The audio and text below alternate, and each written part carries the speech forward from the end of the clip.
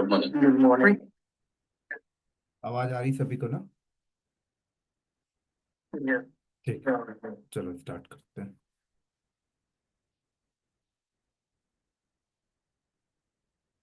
तो आज हम लोग थोड़ा स्टार्ट करते हैं पीओडी पॉड के बारे में, थोड़ा बेसिक चीजें समझते हैं। ठीक है, पीओडी पॉड क्या है और पॉड क्रिएशन वर्कफ्लो क्या है, ये दो पॉइंट आज बात करेंगे। Pod creation workflow. ठीक है,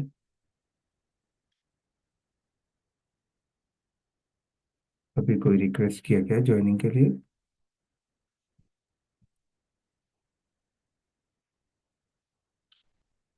ठीक हो।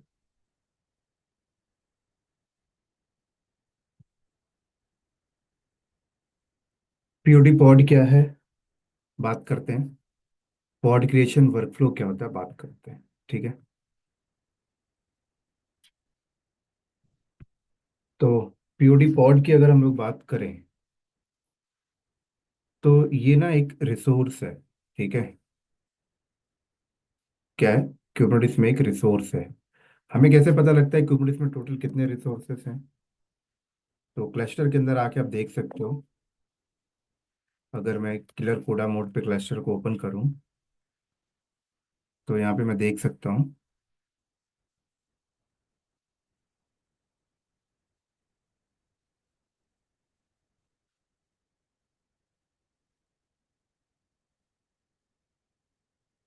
ये ले लेते हैं।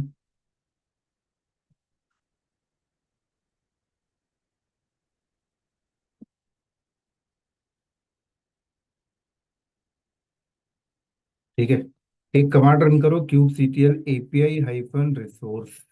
क्या रन करना है? API hyphen resource.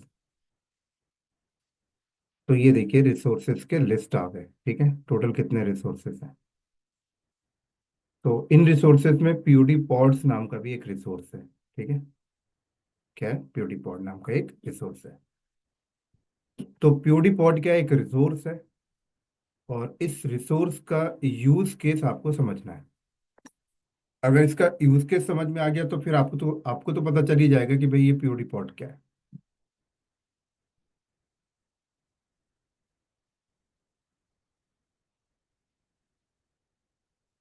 तो अगर हम लोग इसका यूज केस समझे तो इसका यूज केस क्या है देखो। अब कंटेनर हम लोगों ने समझ लिया, कंटेनर क्या है? आपका जो प्रोसेस है, जो प्रोसेस आपका चल रहा है, जो भी प्रोसेस आप लिनक्स पे रन कर रहे हो, उस प्रोसेस को हम लोग क्या करते हैं? आइसोलेट कर देते हैं, that is a container.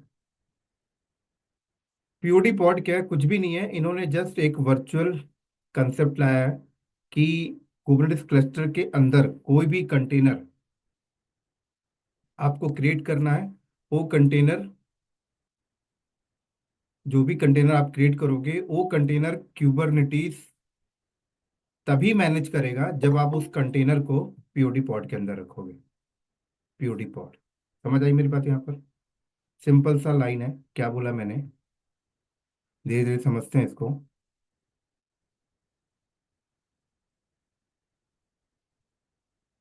Container हमने समझ लिया फर्स्ट क्लास में। कंटेनर क्या है?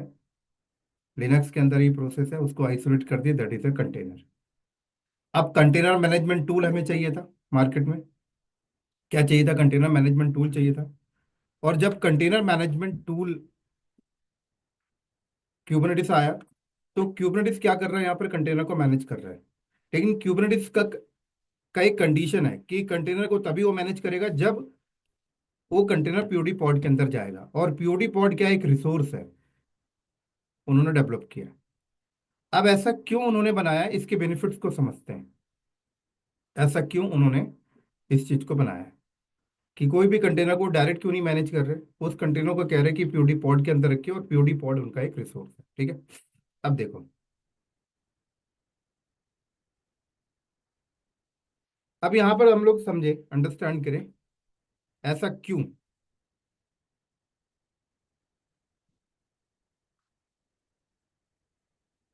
अब इन्होंने क्या बोला कि पीओडी कंटेनर को आप क्या बोल रहे हो? एक प्रोसेस बोल रहे हो। पीओडी पॉड को आप वीएम बोल सकते हो, नो डाउट। क्या? पीओडी पॉड को आप वीएम बोल सकते हो, नो डाउट। ठीक है। अगर मैं आपके सामने बोलूं computer equal to VM equal to EC2 equal to POD pod, no doubt बोल सकते हो। क्यों बोल सकते हो अभी समझते हैं। ठीक है। आपका मतलब VM without OS, like just virtual machine. Who is this? Shashi Dev. Shashi there, speak in Hindi because this class is not अच्छा इन अच्छा, दिस लैंग्वेज। मैं उसको पॉड को VM बोल सकते बोला ना आपने, सो VM मतलब विदाउट OS, बिना OS का VM। राइट, ऐसे। अभी आ रहा है, वहां पे आ रहे हैं, हम लोग समझते हैं क्यों बोल रहे हैं। हाँ। अभी जस्ट क्या बोलो, computer equal to VM, VM equal to EC2, EC2 equal to pod. ठीक है, एक पॉड को आप वीएम बोल सकते हो, एक पॉड को आप EC2 बोल सकते हो, एक पॉड को आप कंप्यूटर बोल सकते हो। ठीक है। इनमें डिफरेंस सिर्फ यहाँ पर ये है कि पीओडी पॉड में कोई ओएस नहीं डालते आप। ठीक है। बाकी कंप्यूटर पे तो आपको ओएस चाहिए, वीएम पे ओएस चाहिए, EC2 पे चाहिए, यहाँ पर ओएस नहीं चाहिए। अब यहाँ पर देखो, जब भी क्यूबरनेटिस के अंदर क्लस्टर के अंदर कोई भी, अगर क्लस्टर आपका चल रहा है, मल्टीपल नोड है क्लस्टर के अंदर कोई भी आपने अगर कंटेनर बनाया, चाहे वो डॉकर यूटिलिटी कमांड के थ्रू बनाओ, चाहे वो क्रायो के थ्रू बनाओ, चाहे वो पॉडमैन के थ्रू बनाओ, चाहे कंटेनर डी के थ्रू बनाओ, उस कंटेनर को अगर मैनेज करवाना है, लाइक उसकी हाई अवेलेबिलिटी मैनेज करानी है, कि किसी भी रीजन से अगर कंटेनर डिस्ट्रॉय हो तो ऑटोमेटिक रिक्रिएट हो जाए, कंटेनर की ड्यूरेबिलिटी आपको मैनेज करानी है।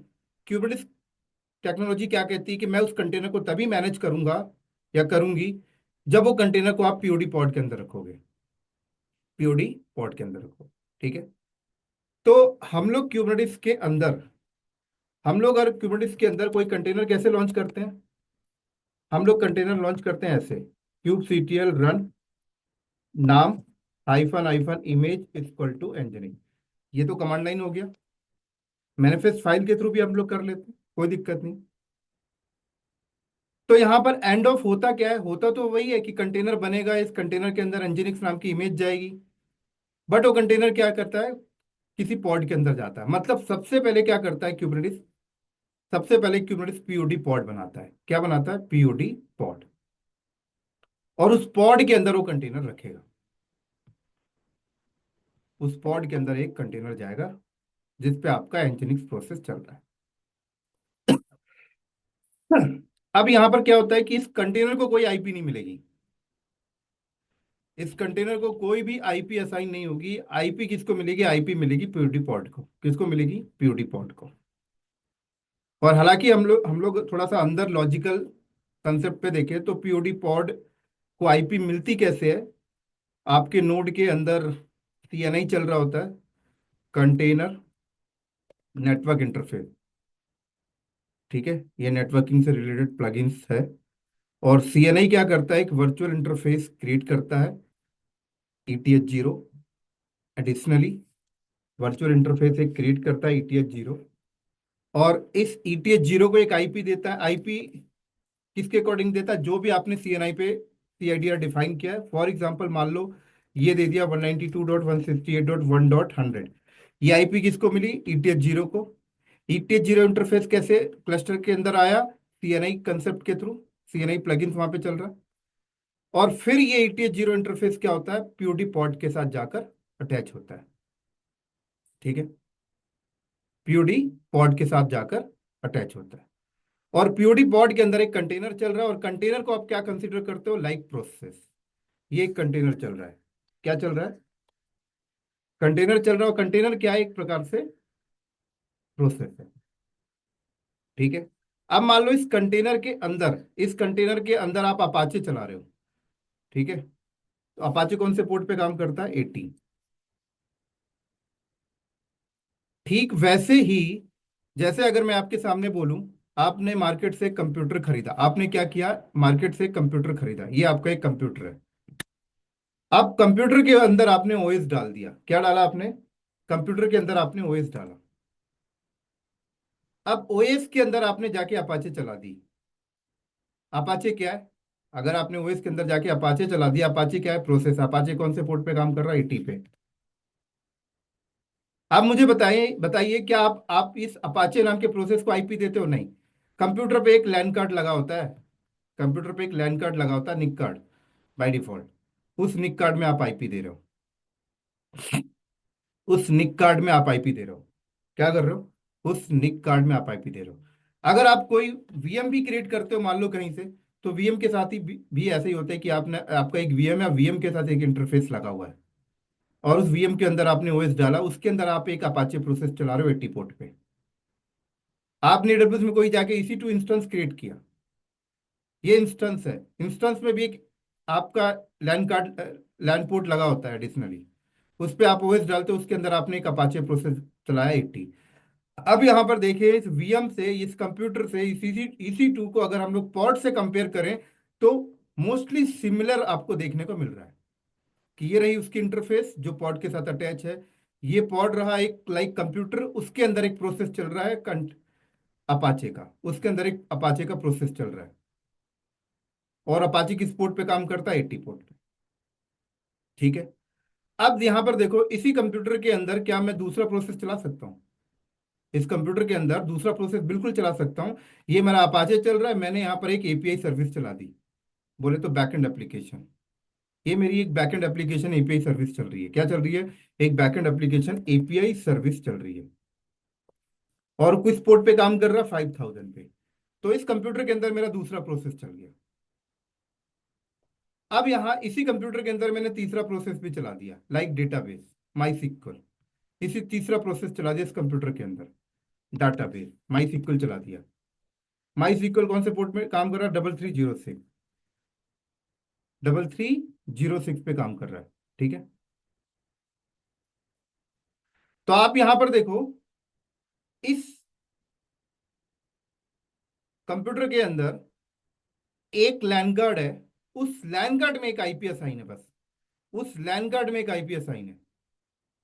उस कंप्यूटर के अंदर आपके तीन प्रोसेस चल रहे, एक अपाचे, एक एपीआई, एक माई सिक्वल। किसी भी प्रोसेस को आपने आईपी असाइन नहीं किया, किसी भी प्रोसेस को आपने आईपी असाइन नहीं किया। अब मान लो कल को ऐसा होता है कि इस अपाचे जो प्रोसेस चल रहा है, इस अपाचे, यहाँ पर जो अपाचे प्रोसेस चल रहा है, मेरे को क्या करना है? यहाँ पर बैकएंड प्रोसेस को यहाँ पर मैप करानी है कि भाई कोई भी ट्रैफिक अपाचे पे आए तो एपीआई पे कैसे फॉरवर्ड होगा। तो एपीआई का एड्रेस लेके मुझे यहाँ पर मैप करानी पड़ेगी। और कोई भी ट्रैफिक अगर एपीआई के पास आती है, उसको डेटाबेस में फॉरवर्ड करना है, तो डेटाबेस का एड्रेस मुझे यहाँ पे मैप कराना पड़ेगा। तो आप जरा सोचिए पहले कैसे करते थे आप लोग। एक ही कंप्यूटर के अंदर तीन प्रोसेस चल रहा है, उसको आपस में इंटीग्रेट आप कैसे करते थे? With the help of local host, with the help of local host और लूप बैक आईपी। क्या मैं गलत बोल रहा हूं? क्या मैं गलत बोल रहा हूं सर? ऐसे ही करते थे ना? हाँ मैंने डाला लोकल होस्ट और मैंने डाला 5000। ये चीजें मैंने कहा लिखी? अपाचे के अंदर जाके। या फिर हाँ मैं ऐसे भी कर सकता हूं तो भी चलेगा, दोनों में कोई भी एक कंसेप्ट ले लूं। और मैंने एपीआई पे गया, एपीआई में जाके मुझे डेटाबेस इंटीग्रेट करना है। मैंने यहाँ पे क्या लिखा? लोकल होस्ट डेटाबेस का सर एड्रेस। 120 नहीं 127 लूप बैक एपी एड्रेस। हाँ, बाई मिस्टेक लिख गया है, 127 ही है, शब्दों पे मत जाओ, भावनाओं को समझो। 127। ठीक है। तो यहाँ में मैंने क्या डाला? एपीआई पे गया और वहां पर मैंने क्या लिखा? Local host 3306। क्यों डाला मैंने? एपीआई पे जाके मैं डेटाबेस को मैपिंग कर रहा हूँ। या फिर मैं क्या लिख सकता हूँ? 127.0.0.1.3306। ऐसा करते थे नहीं करते थे हम लोग पहले? डेफिनेटली ऐसे ही करते थे। हाँ तो यहाँ पॉड के अंदर भी यही है। एक पॉड के अंदर आप मल्टीपल कंटेनर रख सकते हो, मतलब मल्टीपल प्रोसेस, मल्टीपल प्रोसेस। ये चल रही है आपकी अपाचे, ये चल रही है आपका एपीआई। कर दिया। टाइम से ज्वाइन किया करो सर आप लोग ना। क्योंकि टॉपिक समझाने के फ्लो में मैं ध्यान नहीं दे पाता हूँ।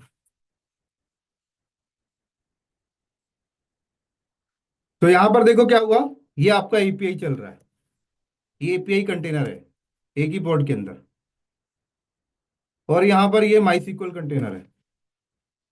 अभी आपस में इंटीग्रेट कैसे होंगे, सेम काइंड ऑफ जैसे यहाँ हो रहे थे। यहाँ पे जाऊंगा, लोकल होस्ट एपीआई का एड्रेस डाल दूंगा। डिस्प्ले नहीं देख रहा। क्या कह रहे हो? स्क्रीन तो शेयर है, फिर से दिखाई दे रहा है सर। दिखाई दे रहा है। आपके से कोई दिक्कत होगी, आप चेक करो। समझ आई मेरी बात? यहाँ पर क्या हुआ, ऐसे माई SQL को इंटीग्रेट कैसे करूंगा, 3306 सेम। यहाँ पे जाके लिखूंगा लोकल होस्ट 5000, यहाँ जाके लिखूंगा लोकल होस्ट 3306, आपस में इंटीग्रेट हो गया। आईपी मैंने किसी को नहीं दी, आईपी सिर्फ किसको है, इसको है। तीनों कंटेनर एक ही आईपी को शेयर कर रहे हैं, तीनों कंटेनर एक ही आईपी को शेयर कर रहे हैं। फिर ट्रैफिक कैसे कंसीडर करेंगे, ट्रैफिक तो यहां पर सोचो ट्रैफिक कैसे कंसीडर हो रही थी। इस लैन कार्ड में जो आईपी पड़ी उस आईपी पे हिट मारो और पोर्ट को हिट मारो, 80 मारेगा तो यहाँ पे आएगी ट्रैफिक, 5000 मारोगे तो यहाँ ट्रैफिक आएगी, 3306 मारोगे तो यहाँ ट्रैफिक आएगी। पोर्ट से कंसीडर करते थे ना भाई, एक ही कंप्यूटर के अंदर बहुत सारे प्रोसेस चल रहे हैं, बहुत सारी एप्लीकेशन चल रही है, अपाचे भी, एपीआई भी और माई SQL भी। कोई बंदा उस कंप्यूटर के अंदर अपाचे को एक्सेस करना चाहता है तो उस कंटेनर उस कंप्यूटर की आईपी देता था और अपाचे का पोर्ट नंबर 80, तो ट्रैफिक यहाँ पे आने वाली है। कंप्यूटर की आईपी और एपीआई का पोर्ट नंबर देगा तो एपीआई प्रोसेस के पास ट्रैफिक आएगी। कंप्यूटर की आईपी और माई SQL का पोर्ट नंबर देगा तो माई SQL पे ट्रैफिक आएगी। तो सेम यहाँ पर भी देखो, बंदा क्या करेगा, पॉड की आईपी को हिट मारेगा और पोर्ट नंबर 80 देगा तो इस कंटेनर पे ट्रैफिक आएगी। पोर्ट 5000 देगा तो इस कंटेनर पे ट्रैफिक आएगी। पोर्ट 3306 देगा तो इस कंटेनर पे ट्रैफिक आएगी। ऐसा करने से बेनिफिट्स क्या होगा, अगर मान लो यहाँ पर पीओडी पॉड का कंसेप्ट नहीं होता तो सबसे बड़ा ड्रॉबैक क्या है कि 3 आईपी आपको देनी पड़ती। एक आईपी आप इस कंटेनर को देते, एक आईपी इस कंटेनर को देते, एक आईपी इस कंटेनर को देते। उसके बाद आपस में इंटीग्रेट करने का जो प्रोसेस है वो कितना लंबा होता, सोचो जरा। अलग अलग आईपी देनी पड़ती, और अलग अलग आईपी अगर आप देते तो ट्रैफिक इस आईपी से निकल के दूसरी आईपी में जाएगी तो लेटेंसी हाई देखने को मिलेगी। लेकिन जब लोकल होस्ट पे ही चल रहा होगा एक ही आईपी में तो लेटेंसी लो होगी। क्या इस बात से एग्री करते हो टेक्निकल पॉइंट से, यस या नो? हाँ सर। हाँ सही। Yes yes.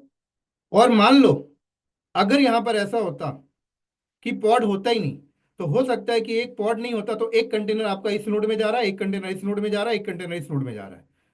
अब अपाचे कंटेनर इस नोड में, एपीआई कंटेनर इस नोड में, डेटाबेस इस नोड में। अब कोई ट्रैफिक अपाचे के पास आई, अब वो एपीआई पे जाना चाहती है, तो एक तो कंटेनर की आईपी से बाहर निकलेगी, फिर नोड की आईपी से बाहर निकलेगी, फिर इस नोड की आईपी के अंदर जाएगी, फिर कंटेनर के अंदर जाएगी। कितनी हाई लेटेंसी देखने को मिलेगी एक ट्रैफिक को कंप्लीट करने में। लेकिन यहाँ पर अगर पीओडी पॉड का कंसेप्ट है तो मैं कहता हूँ एक यूजर का ट्रैफिक इस आईपी पे आ जाता है तो यही आईपी उसे कंप्लीट ट्रैफिक रिस्पॉन्स कर देगी।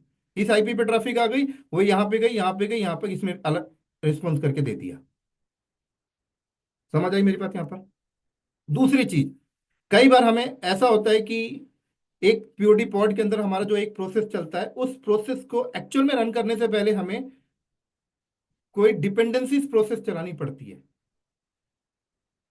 राइट? और हम चाहते हैं कि डिपेंडेंसीज प्रोसेस कंप्लीट हो जाए तब जाकर मेन प्रोसेस चले।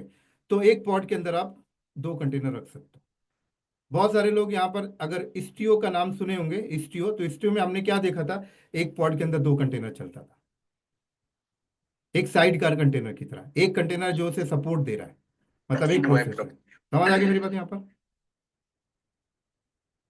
तो ये बेनिफिट है पीओडी पॉड का।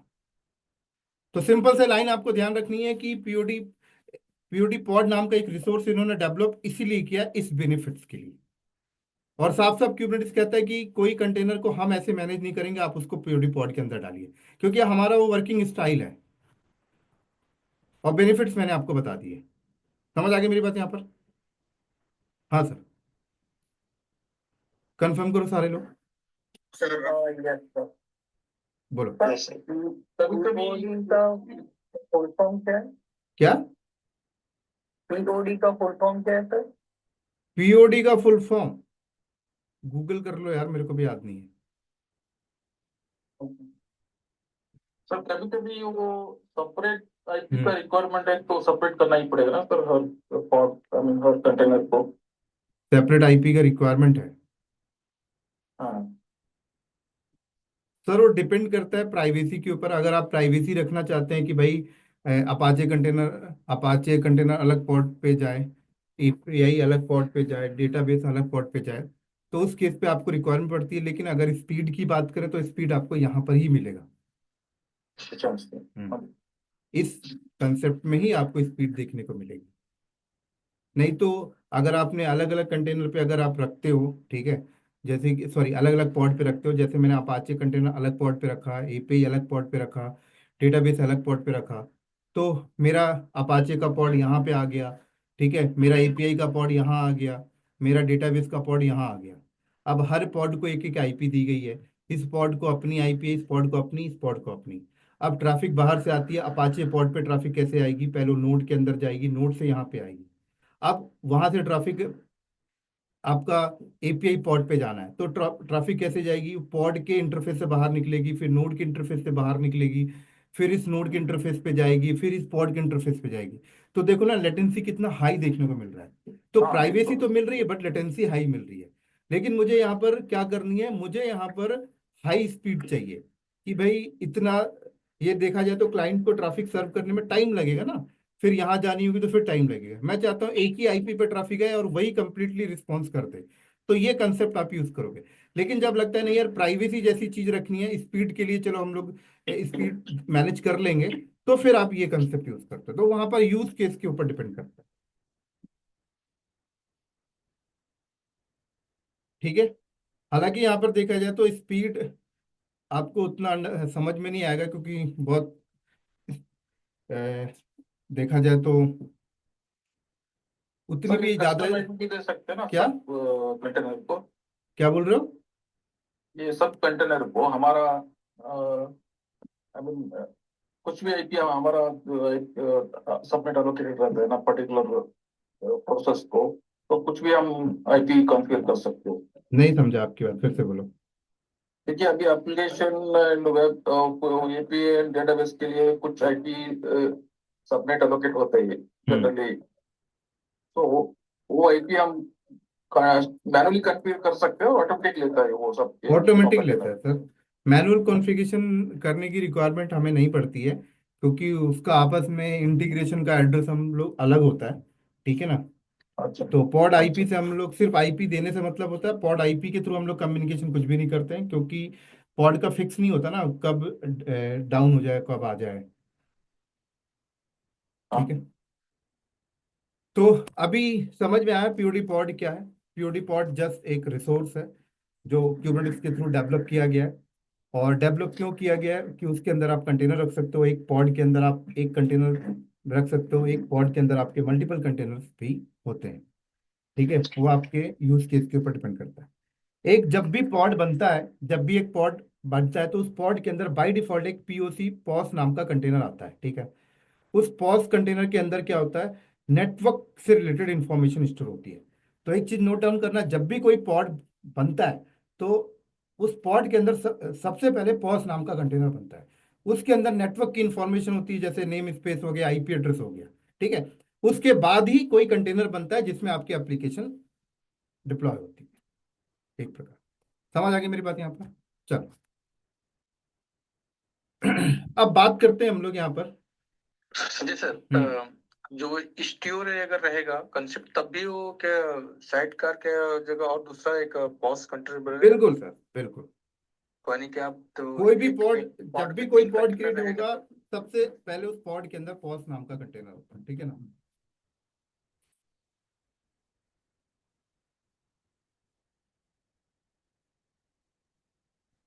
तो यहाँ पर हम लोग देखें, हमने पॉड समझ लिया। किसी को कोई डाउट है क्या पीओटी पॉड को लेके? पॉज के क्या? कहते हैं बोले? पॉज कंटेनर, पॉज कंटेनर क्या करता है? Network information.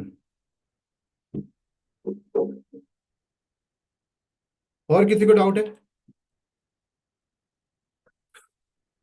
No sir. चलो, अब बात करते हैं पीओडी पॉड बनता कैसे है, ठीक है। पीओडी पॉड को बनाने के लिए क्या क्या चीजें चाहिए एक पॉड नाम के रिसोर्स को डेवलप करने के लिए। देखो, कोई भी पॉड मतलब एक रिसोर्स आप क्रिएट करने जा रहे हो, ठीक है। तो क्यूबरनेटिस के अंदर कोई भी रिसोर्स को क्रिएट करने के लिए आप या तो कमांड लाइन मेथड से कर सकते हो या फिर आप फाइल मेथड से, कमांड लाइन मेथड से या फिर आप फाइल मेथड से। मान लो अगर मैंने यहां पर कमांड रन किया, क्यूबसीटीएल रन, कमांड लाइन मेथड से कर रहा हूँ, क्यूबसीटीएल रन, और मैंने यहां पे लिखा पॉड का नाम माई फर्स्ट, क्या, माई फर्स्ट पीओडी पॉड, और hyphen hyphen image equal to nginx, ठीक है। तो ये पॉड बनेगा कैसे? आपने कहीं से बैठ के भी कमांड रन किया, पॉड बनेगा कैसे? पहले ये समझो कि आपने कमांड दिया क्या है। आपने बोला क्यूबसीटीएल कमांड दिया, आपने बोला रन करिए एक पीओडी पॉड को, और उसके अंदर डालिए एक प्रोसेस, और प्रोसेस क्या है? एनजिनिक्स, ठीक है। एनजिनिक्स क्या है? एक इमेज है, ठीक है। इमेज है, मैंने आपको फर्स्ट क्लास में बताया था इमेज क्या होता है। इमेज कुछ नहीं होती, एक काइंड ऑफ एक फाइल है जिसके अंदर आपके सेट ऑफ इंस्ट्रक्शन लिखे हुए हैं। किस चीज के इंस्ट्रक्शन? प्रोसेस के। यही मैंने आपको बताया था कि इस एनजिनिक्स नाम की इमेज के अंदर क्या लिखा हुआ है, कि किस तरीके से आपकी वेब सर्विस कॉन्फ़िगर है। ये सारे स्टेप्स इस फाइल, इसके अंदर लिखे हुए हैं, और वो इमेज हमने यहाँ पर कॉल किया, ठीक है। तो आपने क्या बोला कि एक पीओडी पॉड बनाई है, पॉड के अंदर एक प्रोसेस रन करना है। ये क्या करेगा? ये क्या करेगा? ये सबसे पहले जाएगा किसके पास? एपीआई के पास। किसके पास जाएगा? एपीआई सर्वर के पास। किसके पास जाएगा? एपीआई सर्वर के पास जाएगा। किसके पास जाएगा दोस्तों? एपीआई सर्वर के पास। एपीआई सर्वर यहां पर क्या करेगा अगर हम लोग देखें, तो एपीआई सर्वर सबसे पहले चेक करेगा कि ये जो कमांड एग्जीक्यूट हुई है वो कहां से हुई है, कौन से यूजर से हुई है, कौन सी आईपी से हुई है, राइट। एपीआई सबसे पहले आपको ऑथेंटिकेट करेगा। क्या करेगा? ऑथेंटिकेशन चेक करेगा। अब कौन सा ऑथेंटिकेशन चेक करेगा, ये कैसे पता लगता है? जिसने भी एपीआई को कॉन्फ़िगर किया होगा, जिसने भी एपीआई को क्लस्टर के अंदर कॉन्फ़िगर किया होगा, वो यहां पर डिफाइन करता है कि एपीआई के पास कोई भी बात करने आएगा तो ऑथेंटिकेशन मेथड क्या यूज करेगा। Token based authentication method use कर रहा है, या सर्टिफिकेट ऑथेंटिकेशन मेथड यूज कर रहा है, या फिर user name password authentication method use कर रहा है। जो भी ऑथेंटिकेशन मेथड यहाँ पर डिफाइन होगा, वो उस ऑथेंटिकेशन मेथड के अकॉर्डिंग उसका ऑथेंटिकेशन चेक करेगा, है ना। मान लो यहाँ पर ऑथेंटिकेशन मेथड सेट किया गया सीए सर्टिफिकेट के थ्रू, सर्टिफिकेट के थ्रू, तो चेक करेगा सर्टिफिकेट के थ्रू, इसको ऑथेंटिकेशन चेक करेगा, और ऑथेंटिकेशन अगर राइट है तो फिर रिक्वेस्ट को एक्सेप्ट करेगा, या तो फिर रिजेक्ट कर देगा। मान लो ऑथेंटिकेशन राइट है तो आपकी रिक्वेस्ट को एक्सेप्ट कर लिया। क्या किया? एक्सेप्ट कर लिया। फिर क्या करेगा? एथोराइजेशन चेक करेगा कि आप जो करने आ रहे हो, क्या आप उसको, आपको उस चीज की परमिशन है या नहीं है। एथोराइजेशन के बाद क्या करेगा? सिंटेक्स चेक करेगा, जो कमांड आप लेके आए हो सिंटेक्स परफेक्ट है कि नहीं है। सारी चीजें चेक करने के बाद क्या करेगा? ये फॉरवर्ड कर देता है डेटाबेस को। किसको कर देता है? डेटाबेस को फॉरवर्ड कर देता है, डेटाबेस। और कुबरनेटिस क्लस्टर के अंदर कौन सा डेटाबेस चल रहा है आपका? ईटीसीटी डेटाबेस। ईटीसीटी डेटाबेस को फॉरवर्ड कर देता है। डेटाबेस के अंदर हर इंफॉर्मेशन राइट हो चुकी है। कौन सी इंफॉर्मेशन राइट हुई है? जो आपने दिया है कि एक पॉड बनाना है, पॉड का नाम क्या रखना है, उसके अंदर प्रोसेस क्या चलाना है, वो सारी इंफॉर्मेशन यहाँ पे स्टोर होगी। और स्टोर होने के बाद अब एपीआई यहाँ पर क्या करता है?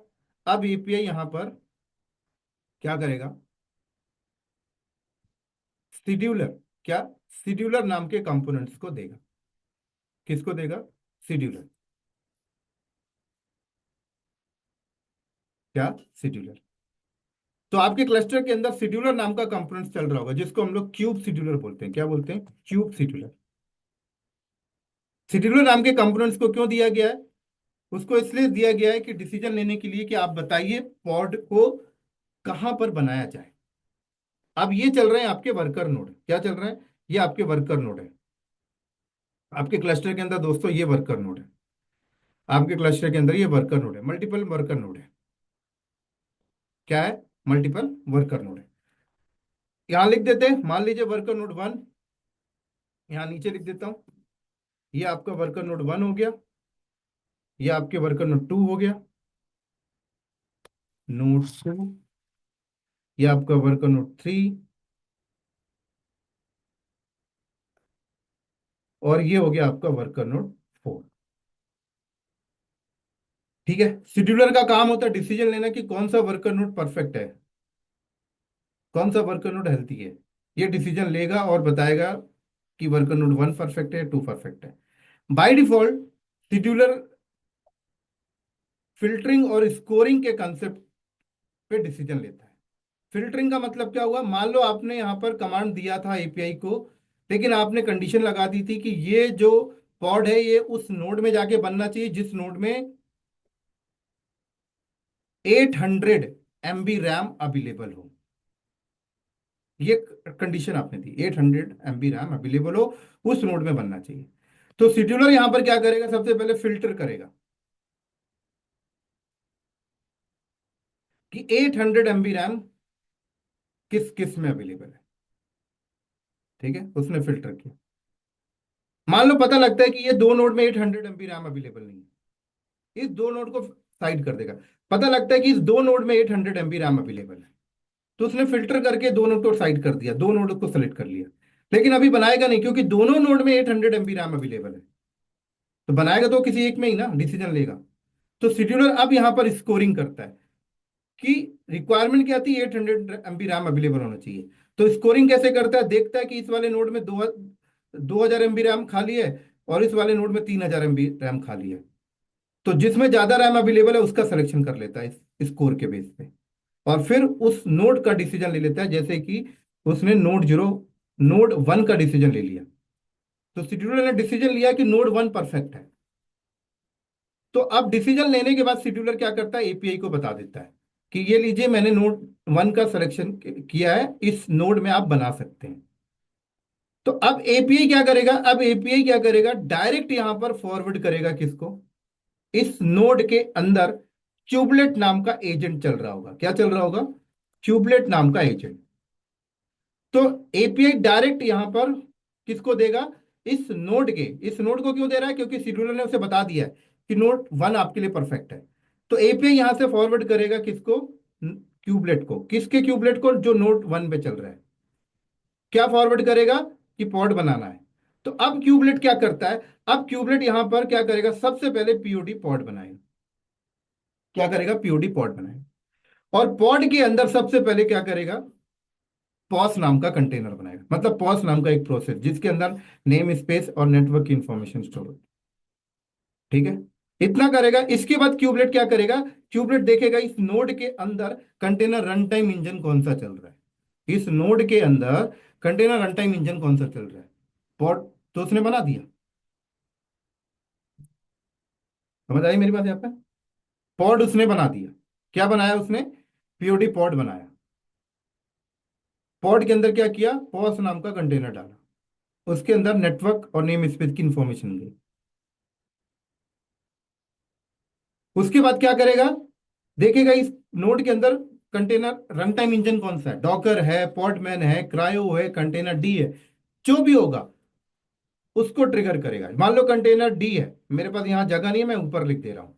क्या है, कंटेनर रन टाइम इंजन क्या चल रहा है, कंटेनर डी क्या चल रहा है, कंटेनर डी। तो कंटेनर डी को बोलेगा, क्या बोलेगा, कंटेनर बनाइए। तो कंटेनर डी क्या करेगा, इमेज पुल करके लाएगा। कौन सी इमेज, जो यहां डिफाइन की गई है। कहां से पुल करके लाएगा, कंटेनर डी के अंदर जो डिफाइन किया गया होगा रजिस्ट्री सर्वर। डॉकर में आपने रजिस्ट्री सर्वर पढ़ा ही होगा, डॉकर हब रजिस्ट्री सर्वर है या फिर एडब्ल्यूएस का है, एजोर का है, या कोई लोकल है, जो भी है वो उस रजिस्ट्री सर्वर पे जाएगा, उस इमेज को पुल करके लाएगा। पुल करके लाएगा और फिर कंटेनर डी क्या करेगा, इस पॉड के अंदर एक कंटेनर बनाएगा। उस कंटेनर के अंदर आपका इंजीनियरिंग प्रोसेस रन करते हैं। तो इस तरीके से क्या हुआ, पॉड के अंदर आपका कंटेनर बन गया। अब यहां पर प्रोसेस कंप्लीट नहीं हुआ। इतना होने के बाद अब क्यूबलेट क्या करेगा, क्यूबलेट का काम है आईपी देना, किसको, पॉड को। तो इस नोड के अंदर एक सीएनआई प्लगइन चल रहा होगा, कंटेनर नेटवर्क इंटरफेस। तो क्यूबलेट क्या करेगा, सीएनआई को ट्रिगर करेगा, सीएनआई को। तो सीएनआई यहां पर क्या करेगा, एक इंटरफेस क्रिएट करेगा, वर्चुअल इंटरफेस। उस वर्चुअल इंटरफेस पे एक आईपी देगा। आईपी कौन सी देगा, हम लोग नोड में जाकर डिफाइन करते हैं सीएनआई पे, किस नोड में आने वाले पॉड को आईपी जो मिलेगी वो कौन से सीआईडीआर से मिलेगी, वो हम लोग सीएनआई में डिफाइन कर देते हैं। तो सीएनआई अपने सीआईडीआर पूल में से एक आईपी इंटरफेस को दे देगा, ये इंटरफेस ETH0, और फिर ये इंटरफेस जाकर कनेक्ट हो जाती है पॉड के साथ। और कनेक्ट कैसे होती है? वर्चुअल केबल के थ्रू। ये सब आप देख सकते हो जब आप सीएनआई कभी कॉन्फ़िगर करोगे हार्डवेयर मोड से लाइक दिस। तो यहां पर क्या हुआ, अब जाकर पीओडी पॉड बन गया, उसको आईपी भी मिल गई, उसके अंदर कंटेनर भी हो गया, सब कुछ हो गया। अब क्यूबलेट क्या करेगा, वापस एपीआई को इन्फॉर्म कर देगा कि आपने जो मेरे को काम दिया था पीओडी पॉड बनाने का, वो मैंने बना भी दिया, कंटेनर भी डाल दिया, आईपी भी दिलवा दिया, सब कुछ कर दिया। अब क्यूबलेट ने वापस एपीआई को बता दिया। एपीआई क्या करेगा, डेटाबेस को बता देगा क्या, कि ये पॉड आपका बन चुका है, इसकी रही आईपी, इसका रहा स्टेट। तो एक डेटाबेस को अपने अंदर स्टोर करके रख लेगा। तो इस तरीके से एक पॉड बनता है। क्या? इस तरीके से एक पॉड पिक्चर में जब क्रिएट होता है तो इस तरीके से बनता है। तो एक पॉड को बनाने के लिए क्या क्या चीज चाहिए? एपीआई चाहिए, डेटाबेस चाहिए, शेड्यूलर चाहिए डिसीजन करने के लिए कौन सा नोड परफेक्ट है कौन सा नहीं है, और क्यूबलेट चाहिए। बस। यहां पर अगर हम लोग देखें तो शेड्यूलर को हम लोग हटा सकते हैं। ठीक है।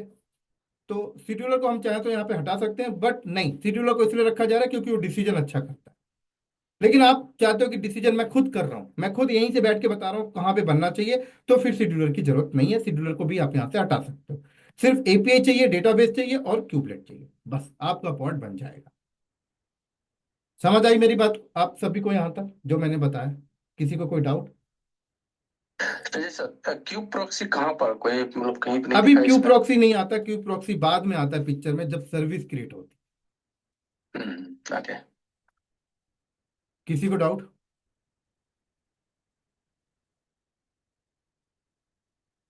हाँ जी सर।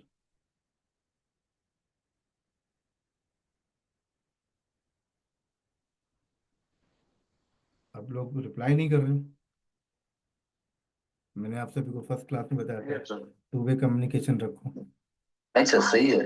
No sir. बोलो यार, एटलीस्ट आदमी अगर इतनी नो सर, मेहनत नो डाउट। करके टॉपिक को समझा रहा है तो आप लोगों को रिस्पॉन्सिबिलिटी बनती है कि आप लोग भी अप्रिसिएट करो, हाँ क्लियर हुआ नहीं हुआ। अगर आप लोग रिप्लाई नहीं करोगे तो मैं इतनी मेहनत क्यों करूंगा, मोटा मोटी पढ़ा के आगे निकल जाऊंगा। आप लोग चाहते हो कि मेरी पूरी स्किल्स आपके सामने दिखे तो रिप्लाई मुझे करो। हाँ जी बोले। हेलो। हाँ बोले सर। सर अगर एक कंटेनर अगर फेल हुआ पॉट में तो क्या दिक्कत हो गई? क्या बोल रहे हो? कंटेनर अगर फेल हुआ हम्म। पॉड में तो मतलब क्या मतलब कंटेनर अगर अ, अगर नहीं बन पाता है तो उसकी सबसे बड़ी जो दिक्कत होती है वो सिर्फ यही होती है कि हम्म आपका, या तो जो कंटेनर रन टाइम इंजन में जो रजिस्ट्री सर्वर डिफाइन की गई इमेज कहाँ से पुल करेगा, या तो उस इमेज को पुल नहीं कर पा रहा है, ठीक है, या फिर वो हम्म। रजिस्ट्री सर्वर में कोई पासवर्ड वगैरह लगा हुआ है और वो अपने पासवर्ड डिफाइन नहीं किया ऑथेंटिकेशन, तो इमेज पुल नहीं कर रहा, तो उस टाइम पे कंटेनर नहीं बन पाएगा। दूसरा रीजन ये हो सकता है कि जो इमेज पुल तो कर लिया बट वो इमेज सही तरीके से बनी नहीं है, उस इमेज में ही बग है, तो आपका कंटेनर नहीं बन पाएगा। और इमेज लोकल इमेज से भी कर सकते हैं क्या? क्या? लोकल इमेज से भी बिना वो डाउन? आपकी मर्जी है सर। अगर वो तो, अगर आपके नोड के अंदर ऑलरेडी इमेज है तो वो तो पुल थोड़ी करेगा, तो सबसे पहले तो लोकल से ही पुल करेगा ना वो। अच्छा। हम्म। लोकल में इमेज रहेगा तो सही से कर सकते हैं। हाँ, उसके ऊपर भी बढ़िया। कंडीशन होती है कि आपने लोकल से डिफाइन कर रखा है नहीं कर रखा है। ठीक है। हम्म। तो बेसिकली कंटेनर नहीं बनने का सबसे बड़ा रीजन यही होता है कि भाई इमेज पुल नहीं कर पा रहा, इमेज पुल कर पा रहा तो इस इमेज में बग है, वो इमेज सही से बनी नहीं, सिंपल सी बात। ओके। यही दो रीजन है और और कोई नहीं।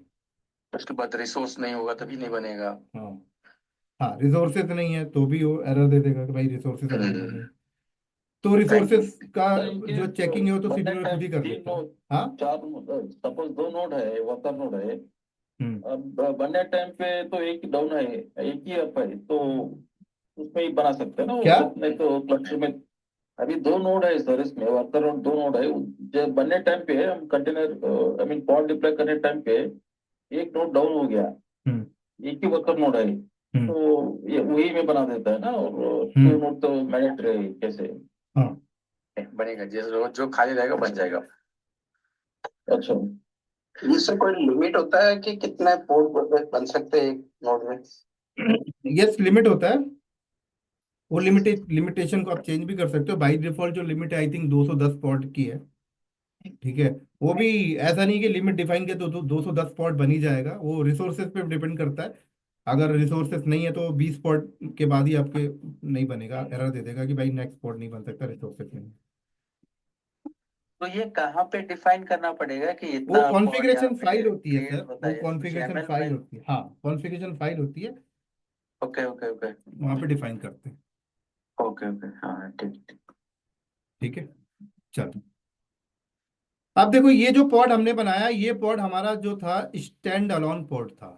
ठीक है। स्टैंड अलोन पॉड का मतलब होता है कि इस पॉड की कोई हाई अवेलेबिलिटी नहीं है। हाई अवेलेबिलिटी का मतलब किसी भी रीजन से अगर ये पॉड डिलीट हो जाता तो ये पॉड रिक्रिएट नहीं हो, इसकी कोई हाई अवेलेबिलिटी नहीं है। तो अगर पॉड की हाई अवेलेबिलिटी नहीं है तो ये ऐसे पॉड हम कभी भी प्रोडक्शन पे नहीं बनाते। ये टेस्टिंग के लिए ठीक है। हम हमेशा बनाते हैं पॉड किसके थ्रू? पॉड कंट्रोलर के थ्रू। हमेशा पॉड बनाया जाता है पॉड कंट्रोलर के थ्रू। जैसे कि रेप्लिका सेट हो गया, इसके थ्रू बनाएंगे। रेप्लिकेशन कंट्रोलर के थ्रू बनाएंगे। ठीक है। डिप्लॉयमेंट के थ्रू बनाएंगे। मतलब ये सब क्या है? पॉड कंट्रोलर है। मतलब ये पॉड को कंट्रोल करते हैं। किस लेवल पे कंट्रोल करते हैं कि अगर ये पॉड किसी रीजन से डिस्ट्रॉय होता है तो ये कंट्रोलर उसे रिक्रिएट करवाते हैं ऑटोमेटिक। क्या करवाते हैं दोस्तों? रिक्रिएट करवाते हैं ऑटोमेटिक। ठीक है।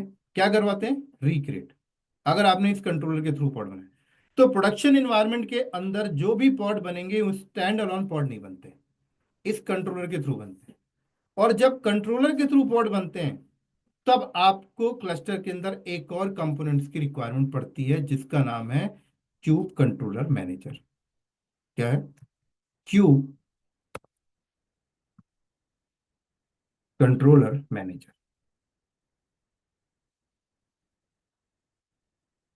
ये कंपोनेंट्स भी चाहिए। ठीक है। देगा, ये कंपोनेंट्स भी चाहिए। तो अगर मैं यहां पर देखूं, अगर मैं क्लस्टर के अंदर जाऊं और यहां पर अगर मैं देखूं, कहां जाऊं? यहां जाऊं क्लस्टर के अंदर।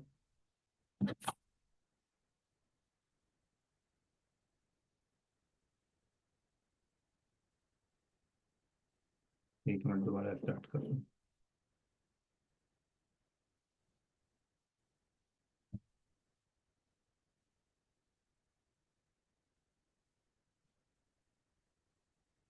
मैं क्लस्टर के अंदर गया। मैं आपको दिखाता हूं, मेरे पास यहां पर cube CTL get POD pod hyphen N cube hyphen system, ये मैंने कमांड रन किया। सॉरी, पॉड की स्पेलिंग गलत हो गई। तो आप देखें, यहां पर देखो आपका एपीआई चल रहा है, आपका डेटाबेस चल रहा है, आपका शेड्यूलर चल रहा है, और यहाँ पर कंट्रोलर मैनेजर चल रहा है। ठीक है। मैं यहाँ पर क्या करता हूँ? कंट्रोलर मैनेजर को डिलीट कर देता हूँ। कैसे डिलीट करूंगा? यहाँ पर गया मैं, और इसकी जो कॉन्फ़िगरेशन फाइल है, इस फाइल को मैंने यहाँ से उड़ा दी। क्यूब कंट्रोलर मैनेजर जैसे ही मैंने उड़ा दी, अब मेरा यहाँ पर कंट्रोलर मैनेजर नहीं चल रहा। कंट्रोलर मैनेजर यहाँ से गायब हो गया, देख सकते हैं, जो पहले था अब नहीं है। ये था ना, अब देख लो कहीं नहीं है। तो अब मैं यहाँ पर कमांड रन करता हूँ क्यूब सीटीएल रन, और यहाँ पर मैंने बोला my hyphen first pod hyphen hyphen image equal to nginx. जैसे ही मैंने कमांड रन किया क्यूब सीटीएल गेट पॉड, ये मेरा पॉड बन गया। ये मेरा पॉड बन गया। इस पॉड के अंदर कंटेनर चला। ये स्टैंड अलोन पॉड है। क्या है? स्टैंड अलोन पॉड है। अगर मैं इस पॉड को किसी भी रीजन से डिलीट करता हूँ, ये पॉड वापस नहीं आएगा। डिलीट पॉड माई फर्स्ट, ये डिलीट वापस नहीं आएगा। देखो गया। तो कभी भी पॉड को ऐसे नहीं बनाते प्रोडक्शन में। मैं क्या करता हूँ, पॉड को बनाने के लिए मैंने कमांड रन किया kube CTL create deployment. Deployment का नाम मैंने बोला my hyphen first deployment hyphen hyphen image equal to nginx. और मैंने यहां पर कमांड मारा kube CTL get POD pod. Pod नहीं बना। क्यों नहीं बना?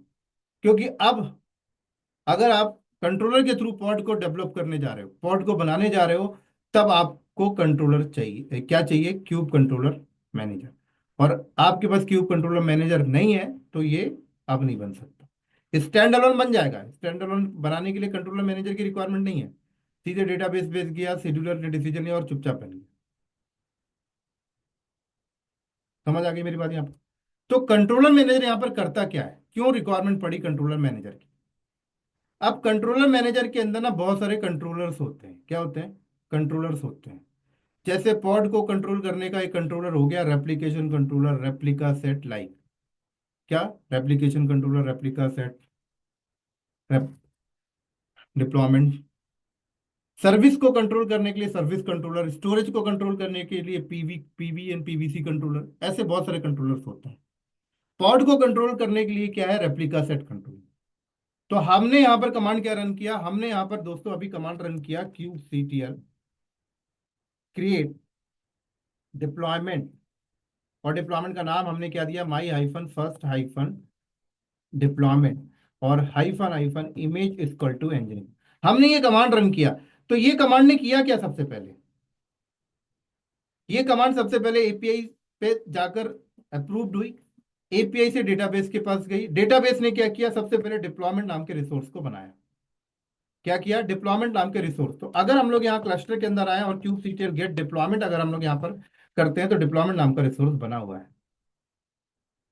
ठीक है, तो सबसे पहले इसने क्या किया? डिप्लॉयमेंट नाम के रिसोर्स को बनाया। क्या बनाया? डिप्लॉयमेंट। तो डिप्लॉयमेंट नाम का रिसोर्स तो बन गया आपका। डिप्लॉयमेंट नाम के रिसोर्स का काम होता है कि अब कंट्रोलर बनाना। क्या बनाना? पॉड का कंट्रोलर। तो डिप्लॉयमेंट नाम के रिसोर्स ने क्या किया? कंट्रोलर बनाने की कोशिश की अपने अंदर रेप्लिका सेट,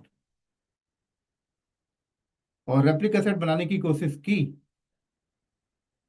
तो कंट्रोलर मैनेजर है ही नहीं, तो ये कंट्रोलर बनेगा ही नहीं। मान लो कंट्रोलर मैनेजर है, तो कंट्रोलर मैनेजर अगर है तो उसके अंदर क्या बना? रेप्लिकेशन कंट्रोलर बन गया। सॉरी, रेप्लिका सेट बन गया। अब रेप्लिका सेट जाके बन गया। अब आपने यहां पर पॉड की कॉपी नहीं बताई तो बाय डिफॉल्ट एक पॉड बनेगा। तो इसने क्या किया? रेप्लिका सेट ने यहां पर क्या किया? रेप्लिका सेट कंट्रोलर जो बना पॉड को कंट्रोल करने के लिए, इसने गया और इसने बोला कि वन पॉड चाहिए। क्या चाहिए? वन पॉड चाहिए। वन पॉड चाहिए। तो अब यहां पर पिक्चर स्टार्ट हुआ क्या? सबसे पहले डिप्लॉयमेंट रिसोर्स बना। अगर क्यूब कंट्रोलर मैनेजर चल रहा है तो रेप्लिका सेट कंट्रोलर बना और उसके अंदर कॉन्फ़िगरेशंस डिफाइन हो गई। एक पॉड चाहिए, उसके अंदर ये कंटेनर चाहिए, उस एक पॉड चाहिए, पॉड का नाम ये रखना है, उसके अंदर ये कंटेनर चाहिए, उसके अंदर ये इमेज चाहिए। सारी इंफॉर्मेशन स्टोर हो गई यहां पर जाके। अब यहां पर क्या होगा? अब replica set controller through the cube controller manager, replica set controller through the cube controller manager क्या होगा यहां पर? Through the cube controller manager ये बात करेगा एपीआई से। देखो यहां पर पिक्चर अलग हो गया। शेड्यूलर बाद में आएगा। पहले डेटाबेस पे गया, डेटाबेस ने डिप्लॉयमेंट रिसोर्स बनवाया, फिर कंट्रोलर मैनेजर के पास गई एपीआई से यहां। ठीक है, और आपका रेप्लिका सेट कंट्रोलर बना। और फिर रेप्लिका सेट कंट्रोलर ने क्या किया? Through the cube controller manager किसको भेजा? एपीआई को। क्या बोला? कि मुझे एक पॉड चाहिए। किसने बोला? रेप्लिका सेट ने। Through the controller manager API को क्या बोल रहा है? मुझे वन पॉड चाहिए। अब डायरेक्ट यूजर नहीं बोल रहा है यहां पर एपीआई को, ये बोल रहा है मुझे वन पॉड चाहिए। एपीआई क्या करेगा? ठीक है भाई देता हूं। शेड्यूलर के पास जाएगा, शेड्यूलर को बोलेगा डिसीजन लीजिए। शेड्यूलर ने डिसीजन लेके इसको बता दिया। अब एपीआई क्या करेगा? नोड को भेजेगा, नोड के क्यूबलेट को। नोड के क्यूबलेट के पास आया। अब क्यूबलेट का काम है पॉड बनाना।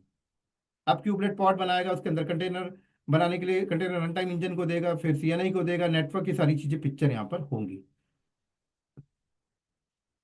अब ये सारी पिक्चर होते टाइम, ये सारा कहानी बनते टाइम, मान लो अगर ये नोड डाउन होता है, ये नोड अगर डाउन स्टेज में चला गया, ये बनते बनते, तो क्या होगा? अगर डाउन स्टेज में चला गया तो वापस क्यूबलेट इसको बता देगा कि यार पॉड नहीं बन पा रहा है।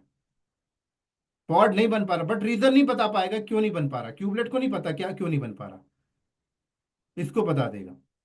तो अब यहाँ पर कंट्रोलर मैनेजर के अंदर एक नोड कंट्रोलर चल रहा होता है। जैसे पॉड को कंट्रोल करने के लिए रेप्लिका सेट है, स्टोरेज को कंट्रोल करने के लिए पीवीसी कंट्रोलर होता है, ऐसे क्यूब कंट्रोलर मैनेजर के अंदर एक नोड कंट्रोलर चल रहा होता है। क्या चल रहा होता है? Node controller. क्या चल रहा होता है? नोड कंट्रोल, जो बेसिकली नोड को कंट्रोल करता है कि भाई नोड का हेल्थ चेक देखता है। नोड अगर कोई नोड खराब हो जाता है तो उसको नॉट रेडी स्टेज में डाल देता है। तो सारी इंफॉर्मेशन नोड कंट्रोलर के पास होती है। तो नोड कंट्रोलर बताता है एपीआई को कि ये नोड जो है नॉट रेडी स्टेज में, यहां मत बनाइए। तब एपीआई क्या करता है? शेड्यूलर को भेजता है। शेड्यूलर क्या करेगा? शेड्यूलर को भेजा और शेड्यूलर को बता भी देगा कि भाई नोड, ये वाला नोड नॉट रेडी स्टेज में। अब शेड्यूलर क्या करेगा? शेड्यूलर के पास भी इंफॉर्मेशन चली गई कि ये नोड जो है नॉट रेडी स्टेज में है। तो अब शेड्यूलर डिसीजन लेगा, तो इसको पिक्चर में लाएगा ही नहीं, क्योंकि ये तो वैसे भी नॉट नॉट रेडी स्टेज में है।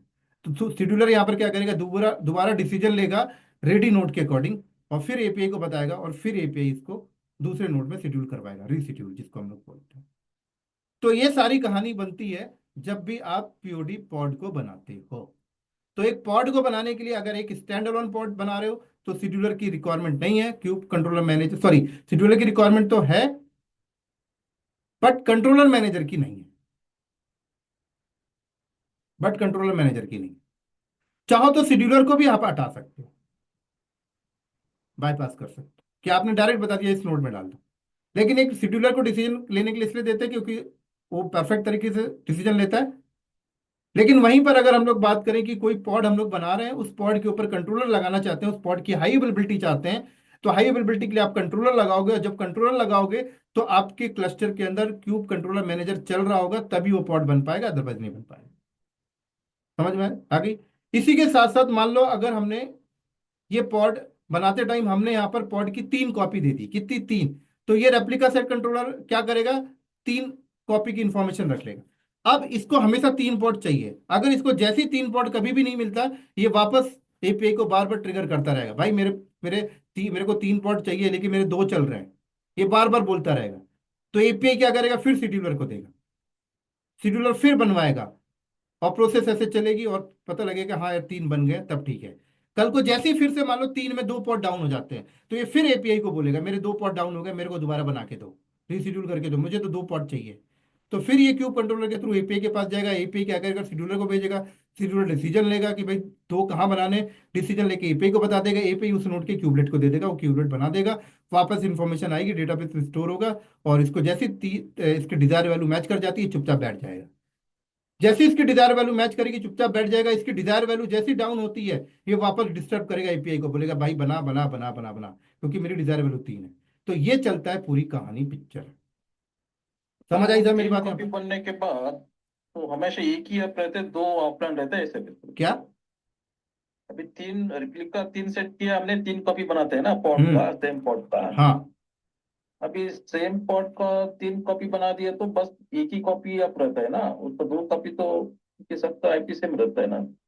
नहीं, 3 अलग अलग पॉड बनेंगे ना सर, और तीनों पॉड की अलग अलग आईपी रहेगी, क्योंकि आपने 3 पॉड बोले ना बनाने के लिए। तो तीनों को अलग अलग आईपी असाइन होता है? अलग अलग आईपी असाइन हो सकता है, अलग अलग नोड पे भी चला जाए। Okay okay. तो समझ आ गया? बहुत बार ये इंटरव्यू में सवाल पूछते हैं लोग कि पॉड बनाने का वर्क फ्लो बताइए। तो ये 2 तरीका है। तो तीनों तीनों पॉड अलग अलग आईपी से बनाया, लेकिन कंटेनर तो सेम रहता है ना तीनों का सर प्रोसेस? 3 पॉड बनाएगा तो तीन तीन अलग अलग पॉड बनेंगे, उन पॉड के अंदर कंटेनर भी अलग अलग रहेंगे। अच्छा। वो डिपेंड करता है कि आप इंस्ट्रक्शन कैसे दे रहे हैं। आपने इंस्ट्रक्शन दिया 3 पॉड बनाइए, तो 3 अलग अलग पॉड बनाएगा, उनको अलग अलग आईपी देगा, बट उन 3 पॉड के अंदर कंटेनर जो चलेगा उसके अंदर एप्लीकेशन सेम रहेगी। ठीक है? आपने अगर बताया 3 पॉड चाहिए बट तीनों पॉड के अंदर अलग अलग कंटेनर चाहिए, अलग अलग एप्लीकेशन चाहिए, तो वो वैसा भी करेगा। नो, हाई अवेलेबिलिटी के लिए मैं 3 सेम कंटेनर के 3 पॉड बनाया, हाई लेकिन इन अवेलेबिलिटी केस का ऑफ। मतलब सर ये होता है, हाई अवेलेबिलिटी का मतलब ये होता है कि आपने एक ही एप्लीकेशन के 3 पॉड बना दिए। ठीक है? 3 पॉड बन गए, एक पॉड यहाँ बन गया, एक पॉड यहाँ बन गया, एक पॉड यहाँ बन गया, तीनों पॉड के अंदर सेम कंटेनर चल रहा है। यहाँ पर जो कंटेनर चल रहा है वही कंटेनर यहाँ पर भी चल रहा है, वही कंटेनर यहाँ पर भी चल रहा है। अब हाई अवेलेबिलिटी का मतलब ये होता है कि अगर मान लो कल को आपका ये पॉड डाउन हो जाता है तो दो पॉड हैं ट्रैफिक को रिस्पॉन्स करने के लिए, तो इसको हाई अवेलेबिलिटी हम लोग कहते लेकिन हैं। आईपी अलग रहता है ना सर वो आईपी तो बिल्कुल अलग रहेगा ना सर, आईपी अलग रहेगा ना, क्यों तो आईपी सेम थोड़ी रहेगा। इनकमिंग इनकमिंग ट्रैफिक ये इनकमिंग इलेक्ट्रिक ट्रैफिक से के लिए तो चलता भाई है। ट्रैफिक मैनेजमेंट टूल है, स्टीओ वो लगाओगे ना आप। अच्छा अच्छा, ओके ओके। उसके लिए फिर आप ट्रैफिक मैनेजमेंट टूल लगाइए भाई, ट्रैफिक को हैंडल करना है तो सर्विस है, क्लस्टर आईपी है, लोड बैलेंसर है, स्टीओ है, वो आप हाँ अपना इंप्लीमेंट करिए ट्रैफिक मैनेजमेंट के लिए। अभी हम ट्रैफिक हाँ, मैनेजमेंट की तो बात ही नहीं कर रहे। समझ गया सर, समझ गया। हम्म। सर अगर क्यूब कंट्रोल मैनेजर अगर क्रैश हुआ या अनअवेलेबल कुछ हुआ तो क्या इम्पैक्ट गिरेगा? क्यूब कंट्रोलर मैनेजर अगर आपका डाउन चला जाता है, ठीक है, तो आप समझ लो क्यूब कंट्रोलर मैनेजर अगर आपका डाउन चला जाता है तो आपके ये जो पॉड बन रहे हैं जो कंट्रोलर के थ्रू, वो इम्पैक्ट पड़ेंगे सर उसको। ठीक है, क्योंकि जो भी अगर मान लो कोई पॉड आपके मान लो कोई रेप्लिका सेट चल रहा था जिसके अंदर 10 पॉड डिफाइन किया था, ठीक है, तो जो 10 पॉड है वो 10 के 10 तो चलते रहेंगे, लेकिन 10 में से अगर 5 पॉड डाउन हो जाते हैं तो रिक्रिएट नहीं करवा पाएगा ना, क्योंकि रिक्रिएट कराने के लिए तो कंट्रोलर मैनेजर के थ्रू ही एपीआई के पास जाना पड़ता है। हाँ और हाँ ये हाँ, डाउन पड़ा करेक्ट। हुआ तो एपीआई के पास जाएगा ही नहीं, कौन जाएगा बताने कि भाई 3 डाउन हो गए, 3 लाके दो। तो मतलब क्या इम्पैक्ट होगा, मतलब सर्विस सब डाउन हो जाएगा या नहीं, मतलब इम्पैक्ट कुछ? सर्विस कुछ भी डाउन नहीं होगा, जो जैसा चल रहा है वैसा चलता रहेगा। लेकिन अगर किसी रीजन से कोई पॉड आपके डिस्ट्रॉय होते हैं तो वो दोबारा रिक्रिएट नहीं हो पाएंगे, वो प्रोसेस नहीं हो पाएगा। हाँ, ओके, थैंक यू। बस नया चेंजेस नहीं कर सकते बस। बिल्कुल चेंजेस नहीं कर सकते। सर कंट्रोल मैनेजर की हाई अवेलेबिलिटी वो बनानी पड़ती है सर। देखो आपकी पूरे कर मास्टर सकते। नोड भी अगर डाउन हो जाए ना तो आपके एग्जिस्टिंग चीजों में कोई फर्क नहीं पड़ेगा, वो वैसे ही का वैसा चलता रहेगा, नई चीजें नहीं बनेंगी, बस ये हो जाता है। सर स्टैंड एलोन में जो बॉट क्रिएशन की रिक्वेस्ट कौन लेके जाएगा? एपीआई के पास क्यूबलेट लेके जाएगा? किस पे? कंटेनर एपीआई के पास जो रिक्वेस्ट लेके जाएगा ना सर, हाँ, बॉट क्रिएशन की क्यूबलेट लेके जाएगा क्या सर, कंटेनर? क्यूबलेट नहीं लेके जाएगा। क्यूब आपकी मशीन से तो क्यूब सीटीएल के थ्रू आप देते हो ना, क्यूब सीटीएल यूटिलिटी टूल के थ्रू आप रिक्वेस्ट देते हो ना एपीआई को। हाँ जी जी, यस। वो तो एपीआई बात कर रहा है क्यूबलेट है ना, आप क्यूबलेट के थ्रू थोड़ी जाते हो, आप cube CTL command line utility के थ्रू जाते हो। थैंक यू विजय। विजय नहीं सर, संजय।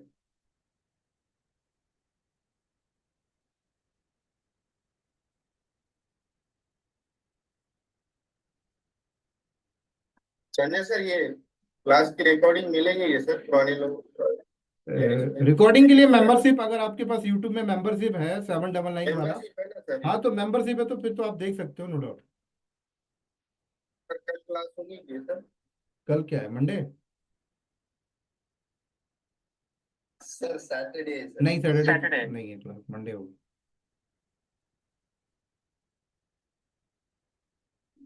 इसके पीडीएफ या डॉक्यूमेंट ये इस टाइप से कुछ वहां मिलेगा?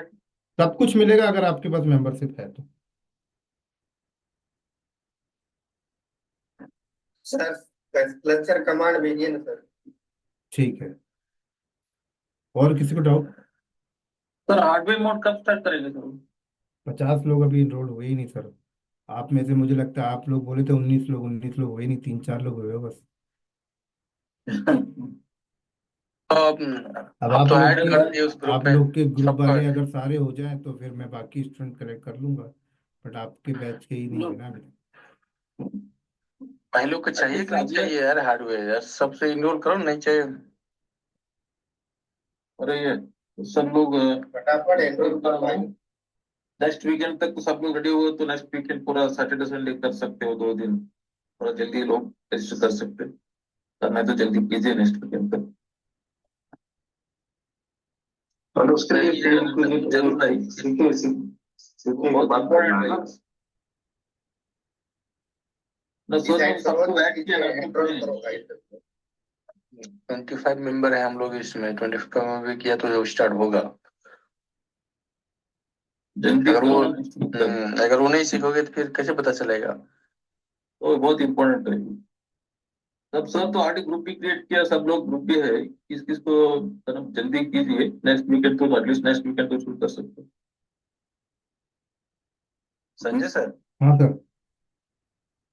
सर ये जो हार्डवेयर की जो नेक्स्ट वीकेंड अगर आप क्लास प्लान कर रहे हैं उसका टाइमिंग क्या रखेंगे? सेम 8 o'clock रखेंगे कि कोई डिफरेंट देखेंगे सेकेंड हाफ सर, में? डिफरेंट रखेंगे, मैनेज करेंगे टाइम, पहले इनरोलमेंट तो आ जाए तो कि साइड हो जाए।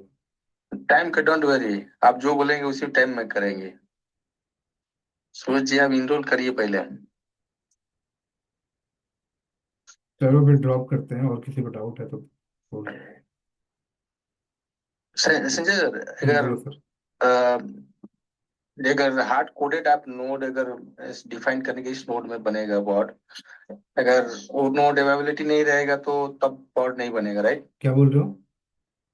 अगर कोई डिप्लॉयमेंट डिक्लेरेटिव मेथड हम लोग पॉड बनाते हैं, हम्म, अगर हार्ड कोडेड करता है कि इस नोड में नोड वर्कर नोड में एक वन में बनना है पॉड, अगर वो इनकेस अवेलेबिलिटी नहीं है, रिसोर्स कुछ भी नहीं है, तो तब तो पॉड नहीं बनना चाहिए, करेक्ट ना? बिल्कुल। ओके। तो वो मैनुअल में तो आगे तो मैनुअल में तो हम वो नोट डाउन तो दूसरा नोट पर मेंशन कर सकते हैं। तो कोड चलेंगे हार्ड कोडेड किया तो सर, हार्ड कोडेड मतलब कि डिफाइन कर देंगे उसमें YAML फाइल में किस नोड पर हाँ बनना वही, है। हाँ एक नोट है तो दूसरा नोट उसमें डिपेंड कर सकते हैं, यानी उसलिए चलो सर, तो ड्रॉप करता actually हूँ, मेरी नेक्स्ट add- क्लास है। ठीक है sir, thank you thank you. Sanjay sir, ये मेरा फर्स्ट क्लास है, इसके प्रीवियस रिकॉर्डिंग मिलेगी क्या? हाँ, प्रीवियस